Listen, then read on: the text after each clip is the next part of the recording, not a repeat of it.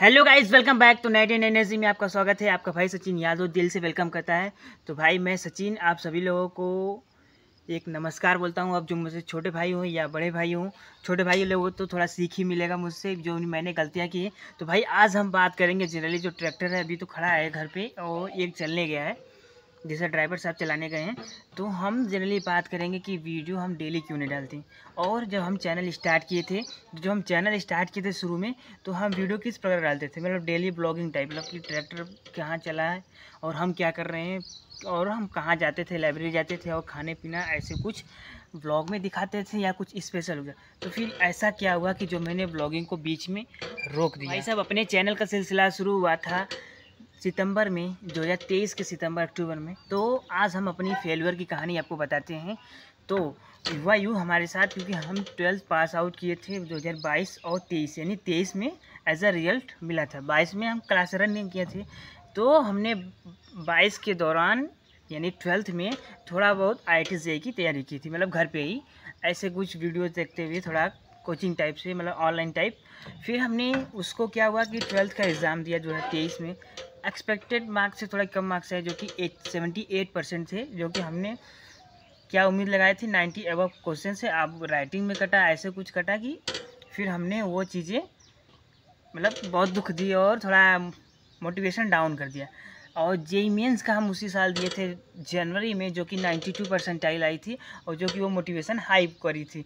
और उसके बाद हमने जेई मेंस उस साल दिए तो एडवांस के लिए कट ऑफ क्लियर हो गया था, तो एडवांस भी दिए जेई एडवांस, जो कि 55 या 65 मार्क्स आए थे 2023 में, यानी अगले साल। तो उसमें क्या था कि अगर वही 40 मार्क्स और बढ़ जाते तो और अच्छे से कोई ना कोई IIT मिल जाती, कोई भी ब्रांच मिलता, मतलब CS मतलब कंप्यूटर साइंस नहीं मिलता, पर कोई भी ब्रांच या कोई भी IIT मिल जाती थोड़ा लोअर लेवल। पर हमने नहीं लिया, और नहीं लिया क्या, मिला ही नहीं समझ लो। और स्टेट गवर्नमेंट कॉलेज भी मिल सकती थी इंजीनियरिंग के लिए, जो कि मैकेनिकल वगैरह। और ये हमारी सबसे बड़ी मिस्टेक कि हमने अगले साल एडमिशन नहीं कराया। मन में लालच और उम्मीद लेकर हमने एक साल का ड्रॉप लिया, जो कि ड्रॉप लेना मतलब फिर से तैयारी करना, 11-12 पढ़ना एक साल के अंदर। तो हमने लाइब्रेरी ज्वाइन की और डेली आता जाता था घर से लाइब्रेरी पे। और दिन भर में 4 क्लासेस चलती थी, जो कि 9 बजे से स्टार्ट होती, तो कभी कदार 5 या 7 बजे ख़त्म होती थी, बीच में ब्रेक दे देकर। तो उसी का ब्लॉग में आपको दिखाता था सितंबर, अक्टूबर, नवंबर। फिर दिसंबर में ट्रैक्टर जब चलना स्टार्ट होते थे तो ट्रैक्टर का मैं दिखाता था थोड़ा बहुत और ब्लॉग डेली डालता था।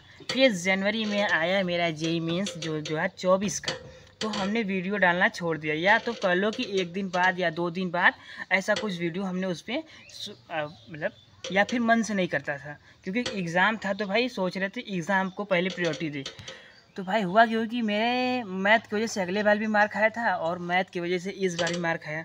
और जेई मेंस फर्स्ट थोड़ा अच्छा नहीं गया, जिसमें 80 के आसपास परसेंटाइल बने, जो कि बहुत मोरालिटी डाउन हुई। स्पीड हमारी बिल्कुल नहीं हो पाई जैसा स्पीड जाना चाहिए। पेपर तो इजी था लेकिन मैथ डिफ़िकल्ट था, लेकिन टाइमिंग पैटर्न हमारा सेट नहीं था। मेरी आदत थी कि अगर कोई हार्ड क्वेश्चन तो टाइम लेकर करो, लेकिन इजी क्वेश्चन को टाइम कम में करना होता है, ऐसा कुछ मेरी गलती है। और उसके बाद फिर मैंने सोचा कोई नहीं, अब अप्रैल अटैम्प्ट है। तो भाई एक चीज़ जान लो, अगर हमसे जूनियर हो, अगर आपको कभी IIT से तैयारी करना है तो आप टारगेट करना कि फर्स्ट अटैम्प्ट ही आपको लेना है, क्योंकि फर्स्ट अटैम्प्ट में कम मार्क्स में परसेंटाइल बूस्ट हो जाते हैं। सेकेंड अटैम्प्ट में ऐसा कुछ नहीं है, उसमें आप ज़्यादा मार्क्स लाओगे तो भी आपकी परसेंटाइल डाउन ही रहती है। बहुत मेहनत करता है, या तो बहुत कम चांस रहते हैं कि आप सेकेंड अटैम्प्ट में बाजी मार जाओ। तो मेरे साथ भी यही हुआ, फिर मैं उसमें फेलियर हुआ। आपका रिजल्ट आया 25 अप्रैल 2024 को, जिसमें मैं डिमोटिवेट हो गया और मैंने सोचा पढ़ाई छोड़ो। कुछ इसी प्रकार से ट्रैक्टर का ऐसे जो है काम यही करते हैं। तो फिर पिताजी ने हमको मोटिवेट किया कि नहीं, ये नहीं सही तो कोई और सही, कुछ दूसरा देखो। मम्मी भी फिर तो 5-6 दिन घर पे बैठा। लेकिन आप अगर लाइब्रेरी जाने का आपको आदत पड़ गया है तो ऐसा लगता है कि घर पे बैठो तो मन नहीं लगता, या तो कुछ करते रहो उसमें बहाना मिलेगा, नहीं तो ऐसा कुछ नहीं है। तो फिर हमने देखा स्टेट में BSc का, जो कि आपका कॉलेज जो है, तो उसके फॉर्म आउट थे एंट्रेंस एग्ज़ाम के। तो मुझे कहा कि भाई मुझे तो मैथ से पीछे छुड़ाना है, तो मैंने मैथ से पीछे छुड़ाने के लिए BSc एग्रीकल्चर का एंट्रेंस एग्ज़ाम का फॉर्म डाल दिया, जो कि आपका 12 जुलाई को है 2024। अभी आज आपका 10 जुलाई है, यानी 2 दिन बाद उसका एग्ज़ाम है। और फिर मैं थोड़ा बहुत पढ़ते गया, पोमोलॉजी, ये सब प्लांट के बारे में, ये सब एग्रीकल्चर के बारे में, जो कि मेरा इंटरेस्ट भी यही पे इंक्लाइन करता है कि एग्रीकल्चर को थोड़ा कि नाम सुनते दिल को बड़ा खुश मिलता है। मतलब कि कुछ ऐसा शब्द होता है ना जो आपको पैसिनेट करती है। तो फिर ऐसे मैं पढ़ रहा था, फिर मैं मोबाइल स्क्रॉल कर रहा था कोई और एंट्रेंस एग्ज़ाम के लिए, तो मेरे हाथ में आया यूपी कैटेड नाम का, जिसका मैंने नाम 11, 12, 10 कभी नहीं सुना था।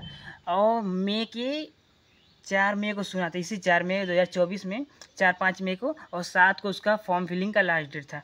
1350 रुपये फॉर्म फिलिंग का चार्ज था। तो फिर उसमें देखा कि मैंने उसमें 4 यूनिवर्सिटीज़ है, जो कि सरदार वल्लभ भाई पटेल CSA यानी चंद्रशेखर आज़ाद यूनिवर्सिटी, और बांदा यूनिवर्सिटी, और Narendra university, sorry for pronunciation. तो उन चारों यूनिवर्सिटीज़ में से एंट्रेंस एग्ज़ाम है। तो मैंने कहा भाई ठीक है ना, कुछ सही तो यही भर देता हूँ।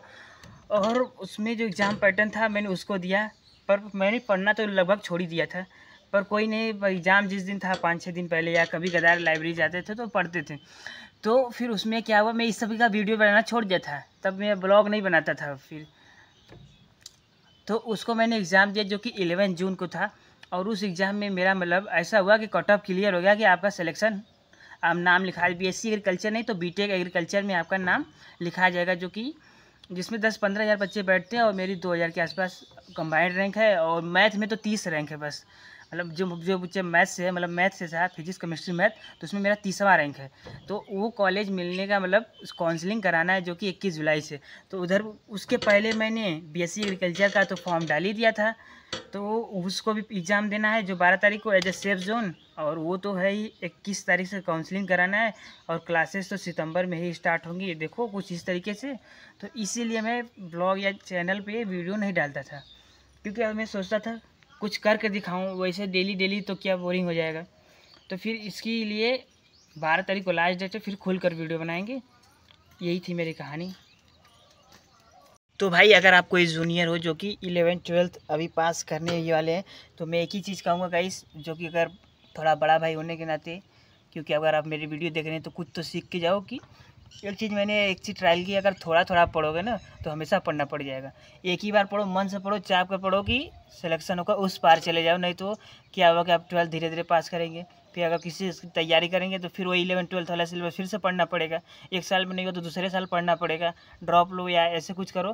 पर अगर आप उसी चीज़ को अगर मन से करते हैं कोई भी काम, अगर एक होता है ना एक्सट्रीम लेवल पर पहुंच जाने की, जो कि वो तक कोई पहुंच ना पाए, और उस पर पहुंचने के बाद आपको दोबारा वो काम नहीं करना पड़ता है, सीधा आप उस पार चले जाते हैं। जैसे नहीं था पहाड़ की चोटी ऐसे चढ़नी होती है, जब चोटी पे चढ़ जाओ तो उधर चलना बहुत आसान हो जाता है।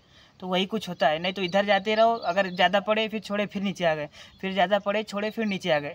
वही काम हम लोग जो एवरेज बच्चे हैं वही हम लोग गलतियाँ करते हैं, और जो टॉपर होते हैं वही गलतियाँ ये नहीं करते हैं कि वो कम समय में इतना ही पढ़ देते हैं, जैसे कि एक्सट्रीम लेवल पे, कि उस पार पहुंच जाते हैं। उस पार मतलब जो होता है कि सेफ जोन होता है, आप किसी कॉलेज में चले जाओ तो आपके लिए वो सेफ जोन होता है, और 12 पे के बाद अटके रहो तो वो सेफ जोन नहीं रहता है।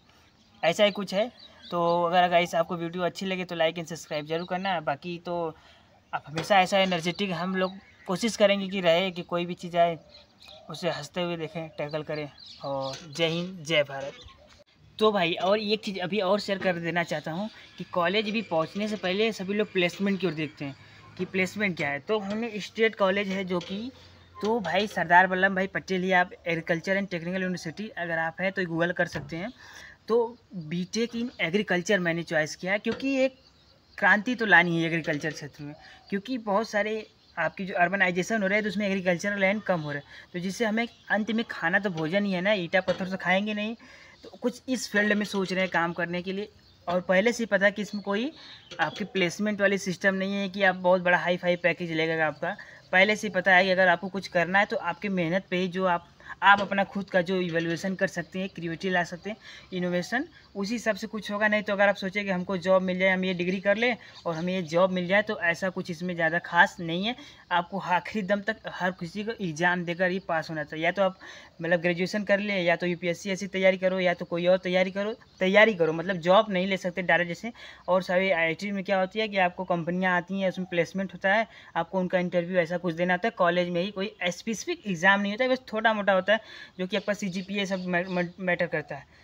तो अभी हम हैं तो ऐसे भी तो मेरे क्या होता है कि बिना पढ़ना तो ज़रूरी था, क्योंकि इतना साल कलम चलाते हैं तो एक आदत सी बन जाती है, कलम छूने से एक खुशी मिलती है, तो उसे करनी चाहिए।